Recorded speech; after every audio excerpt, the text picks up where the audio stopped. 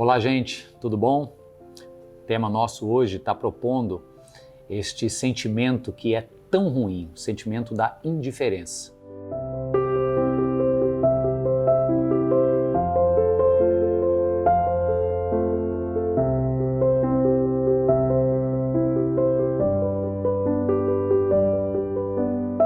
Você já sentiu como se alguém agisse com indiferença para com a sua vida? Na minha caminhada profissional, eu ouço muitos casais e uma das coisas que é comum ouvir é que quando casais discutem, se uma das partes que está sendo ou acusada ou questionada de alguma coisa decide ficar em silêncio, portanto agindo com indiferença, causa uma verdadeira loucura do outro lado. Então, não poucas vezes eu escuto a pessoa dizer assim, olha, eu prefiro que me responda de volta, com um grito, eu prefiro que estoure de volta comigo, do que depois que eu coloco os meus argumentos e queixas, a resposta seja um silêncio indiferente. A indiferença, de fato, ela é muito cruel.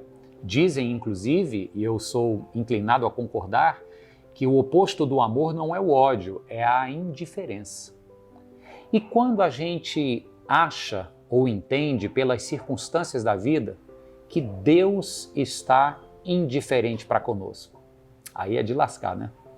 Então eu vou ler para vocês um trecho aqui do livro de Isaías, onde parece que o povo está se queixando exatamente disso para Deus. O verso 27 do capítulo 40 de Isaías é Deus falando para o povo o seguinte: por que você reclama, ó Jacó, e por que se queixa, ó Israel? Jacó e Israel são a mesma pessoa, patriarca do povo de Israel, e ele diz assim, qual seria então esta queixa do povo? Abre aspas. O Senhor não se interessa pela minha situação, o Senhor não considera a minha causa. Por que vocês estão se queixando desta forma? E aí ele continua no verso 28. Será que você não sabe? Nunca ouviu falar? O Senhor é o Deus eterno, o Criador de toda a terra. Ele não se cansa nem fica exausto e a sua sabedoria é insondável. Esse verso 27 nos mostra como o povo, nesse momento, é um momento que está precedendo a invasão babilônica, algumas décadas antes da Babilônia invadir, mas já em tom profético, o livro de Isaías vem dizendo que a desobediência do povo geraria uma consequência ruim, que seria o cativeiro babilônico. E aí, nesse momento aqui, é como se o povo estivesse olhando para os céus e dizendo, Senhor, por que o Senhor está indiferente a essa minha angústia, a esse meu medo do amanhã? Então, quando eu disse que às vezes nós temos também a possibilidade de acharmos que Deus está indiferente para conosco, às vezes são queixas de certa forma até legítimas.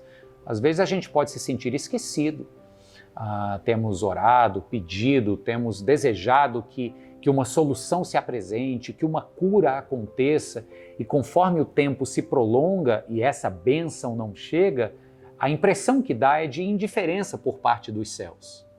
Às vezes um amigo querido nos trai, às vezes uma pessoa em quem confiamos, seja um cônjuge, né, um namorado, tem uma atitude que nos decepciona profundamente, a gente diz, puxa, mas como que Deus permitiu que isso acontecesse? Às vezes é uma autodecepção, a gente olha para um lado e para o outro e diz, como é que eu fui capaz de fazer isso? E em todos esses momentos, há uma tendência de dizer, puxa, onde estava Deus, que não me deu sabedoria, que não me fez enxergar que aquela pessoa tinha aquela tendência, ou que está demorando tanto para responder à minha queixa e ao meu clamor. Esse sentimento de indiferença para com Deus, como disse e repito, é muito cruel. O verso 27, que é esse onde começamos a ler, ele é precedido por alguns versículos que trazem ideias diferentes, que são complementares e que comunicam algo muito rico que a gente precisa ter em mente quando acharmos que Deus está indiferente. Por exemplo, aqui no verso de número 11, esse povo que está dizendo lá no 27 e 28, que é como se Deus estivesse indiferente às suas queixas, no verso de número 11, do mesmo capítulo 40, diz assim, como pastor, ele cuida do seu rebanho, com o braço ajunta os cordeiros e os carrega no colo, conduz com cuidado as ovelhas que amamentam as suas crias. Olha que imagem mais pessoal mais afetuosa de Deus para com o seu povo. E junto dessa imagem muito próxima, muito pé no chão, muito dia a dia, né, de colocar no colo, logo em seguida, a partir do verso 12 até o verso 26, ele traz uma imagem desse mesmo Deus que é pastor, mas agora como criador do cosmos e do universo. Por exemplo, vou ler aqui para vocês o verso 12.